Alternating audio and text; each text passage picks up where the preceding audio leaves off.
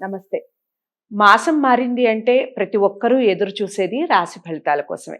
రాశి ఫలితాలు వివరించడానికి ఆగస్టు మాసానికి సంబంధించి నాతో పాటు ఉన్నారు డాక్టర్ ఆర్‌బి సుధ గారు, ప్రముఖ ఆస్ట్రాలజిస్ట్, లైఫ్ కోచ్.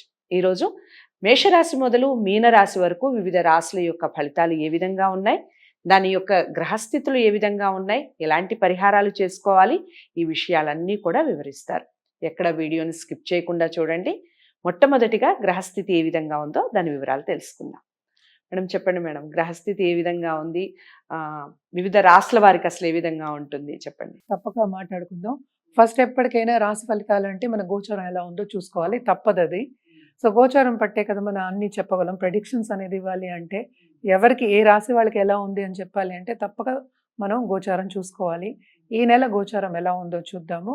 వివరించడానికి నేను అందుకనే బోర్డ్ పెట్టుకున్నా. ఎందుకంటే ఈజీ అండర్‌స్టాండింగ్ అనమాట. సో, ఫస్ట్ మనం చూసాము అంటే ఓకే. ఇప్పుడు మనం కుంభరాశి నుంచి మొదలెడుతున్నాం అనుకుందాం. కుంభంలో శని ఉన్నారు. శని ఏమో రిట్రోగ్రేడ్ అయ్యారు. జూన్ 30థ్ అయ్యారనమాట. నవంబర్ 15థ్ వరకు రిట్రోగ్రేడ్‌లో ఉన్నారనమాట. రిట్రోగ్రేషన్ వక్రిచున్నారు. సో, నెక్స్ట్ మనం మీనరాశి. మీనరాశిలో మనకి రాహు ఉన్నారు. అలాగే మేషంలో ఏమీ లేదనమాట. వృషభంలో గురు చాలా బలంగా కూర్చునున్నారు. అలాగే ఈ రాశి అంటే ఏంటంటే మేషరాశి అధిపతి ఏమో కుజుడేమో మూవ్ అయ్యారు. ఎక్కడికి? వృషభానికి. వృషభం నుంచి మళ్ళా ఏంటంటే ఈ నెల ఆఖరికి మిథునానికి వెళ్తున్నారనమాట. సో, ఈ నెల ఆఖరికి. సో, దాని తర్వాత మనకి కర్కాటకంలో మనకి తెలుసు సూర్య సంచారం జరుగుతోంది. ఆయన ఆగస్ట్ 16థ్ ఆయన ఓన్ హౌస్ అయిన సింహానికి వస్తున్నారు. సో, సింహంలో ఎవరున్నారు? ఇక్కడ బుధుడు, శుక్రుడు అనమాట. బుధుడేమో ఏంటంటే ఫస్ట్ వీక్ ఆఫ్ ఆగస్ట్‌లో మళ్ళా రిట్రోగ్రేషన్ చూసావు కదా! ఇక్కడ ఆర్ అని వేసున్నాను. రిట్రోగ్రేషన్ అంటే వక్రిస్తున్నారు. సో, దాని తర్వాత మనకి శుక్రుడేమో కన్యకి ఆగస్ట్ 25థ్ మారుతున్నారనమాట. సో, కన్యలో ఎవరున్నారు? కేతు. సో, అన్ని గ్రహాలు వచ్చేసాయి. సో, ఆరుద్ర నక్షత్రంలో ఎందుకు ఇక్కడ మూన్ వేశాను అంటే ఆగస్ట్ 1 ఏమో ఆరుద్ర నక్షత్రం వస్తోందనమాట. అందుకని ఇక్కడ మూన్ వేశాను. సో, 9 గ్రహాలు మనకి ఇక్కడికి వచ్చేసాయి అనమాట. సో, ఈ ఈ దీన్ని బట్టి మనం ఇప్పుడు రాశి ఫలితాలు అనేవి మాట్లాడుకోవాలి.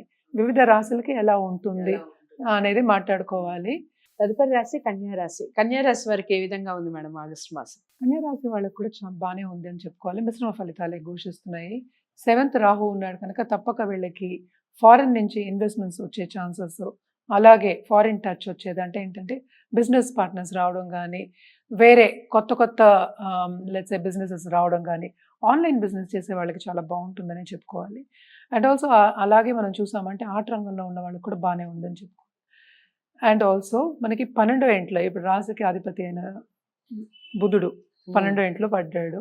అలాగే సెకండ్ లార్డ్ మనకి వీనస్ ఏమో towards end of this month మనకి ఈ రాశికే వస్తున్నారు. అంటే వీనస్ అండ్ కేతు కలయిక ఈ రాశిలో అవ్వబోతోంది అనమాట. అప్పుడు ఇంకా బాగుంటుంది. దేంట్లో బాగుంటుంది? కెరియర్ విస్తరింపు. అంటే ఏంటంటే ఇప్పుడు ఇది ఒక ఫస్ట్ అడుగు వేసినట్టు అనమాట. కెరియర్ బాగుంటుంది. అలాగే కొత్త ఆపర్చునిటీస్ వచ్చే ఛాన్సెస్ ఈ నెల second half of this month బాగుంది అని చెప్పి. 12th లార్డ్ ఏమో మనకి 11th పడ్డారు అనమాట. అంటే ఏంటంటే సూర్యగ్రహం ఏమో మనకి 11వ ఇంట్లో కర్కాటకంలో ఉన్నారు. ఆయన second half of this month దిగుతున్నారు. దిగిన తర్వాత ఫారిన్ ఛాన్సెస్ అనేవి ఎక్కువ ఉంటాయి. అలాగే మనం చూసామంటే ఈ రాశిలో ఉన్న స్టూడెంట్స్కి చాలా బాగుంది అనే చెప్పుకోవాలి. ఎందుకంటే వాళ్ళకి కావాల్సిన సబ్జెక్ట్స్ అనేవి వస్తాయి. తప్పక ఏంటంటే వాళ్ళకి కావాల్సిన యూనివర్సిటీస్ దూరపు దేశం వెళ్ళి చదివే ఛాన్సెస్ వస్తాయన్నమాట. అలాగే ప్రమోషన్ మీద బయటికి వెళ్ళడం కానీ, లేకపోతే ఫారెన్లో సెటిల్ అయ్యే ఛాన్సెస్ కానీ ఎక్కువ కనిపిస్తున్నాయి second half of this month. ఎందుకంటే సెకండ్ లార్డ్ కూడా మనకి వస్తున్నారు కనుక. అలాగే వీళ్ళకి స్పిరిచువల్ గ్రోత్ అనేది ఎక్కువ అవుతుంది. డిఫరెంట్ సబ్జెక్ట్స్ అనేవి వస్తాయి. ముఖ్యమైన వ్యక్తులతో కలయిక అనేది ఉంటుంది. And second half of this మంతే నేను చెప్పేది. అండ్ ఆల్సో మనం చూసామంటే జూపిటర్, కుజుడు ఇది కూడా కలయిక కూడా ట్రాన్సిట్ కూడా అవుతుంది. సో, అది కూడా ఏంటంటే మంచి కలయికే. ఎందుకంటే భాగ్యం అనేది బాగుంటుంది చాలాను అని చెప్పుకోవాలన్నమాట. శని కూడా రెట్రోగ్రేడ్ అయ్యారు కనుక ఆయన 5th హౌస్ చూసినట్టు అంటే ఈ రాశిలో ఉన్న పిల్లలకి చాలా బాగుంటుంది. ఈ రాశిలో ఉన్న వాళ్ళ పిల్లలకి బాగుంటుంది.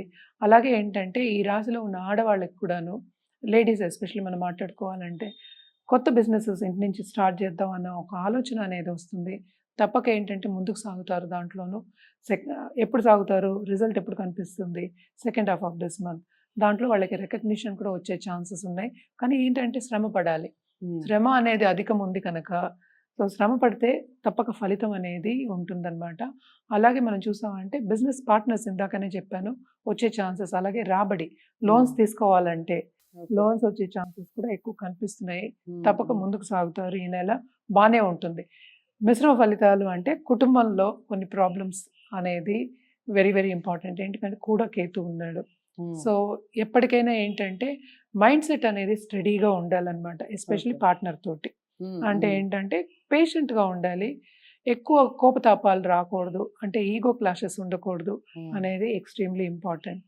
ఎస్పెషల్లీ ఇది ఎవరికి వర్తిస్తుందంటే కొత్తగా పెళ్ళైన వాళ్ళకి ఆ అడ్జస్ట్మెంట్ పీరియడ్లో ఇద్దరు కలయిక అంటే డిసగ్రిమెంట్స్ ఎక్కువ రాకుండా చూసుకోవాలి. అలాగే వీళ్ళు ఏంటంటే విహారాలు వెళ్ళే ఛాన్సెస్ ఉన్నాయి, అంటే బయటకు వెళ్ళే ఛాన్సెస్ ఎక్కువ కనిపిస్తున్నాయి అన్నమాట. తప్పక వెళ్తారు. ట్రిప్స్ అనేవి ఎక్కువ ఉంటాయి, షార్ట్ టర్మ్ ట్రిప్స్. వెళ్ళినప్పుడు కూడా శ్రమ పడే యోగం అనేది ఎక్కువ కనిపిస్తుంది. ఎందుకంటే మనకి 6th శని ఉన్నారు, రిట్రోగ్రేడ్ అయినా కూడా మనకి ఏంటంటే 5th చూసినట్టే కదా. సో ఇవన్నీ చూసుకున్నాము అంటే అందుకనే మిశ్రమ ఫలితాలు ఘోషిస్తున్నాయని చెప్తున్నాం అనమాట. తప్పక వీళ్ళు ఏంటంటే పరిహారం విషయంలో చాలా పెట్టాలన్నమాట. పరిహారం తప్పక చేయాలి వాళ్ళు. దేనికి చేయాలి అంటే ఎవరికి చేయాలి అనుకుంటే మనం గణపతికి చేయాలి తప్పక. మనకి కేతు విఘ్నాలు లేకుండా అదొకటి కాకుండా ఎప్పటికైనా పాజిటివిటీ రావాలంటే మనం గణపతికే చేయాలి.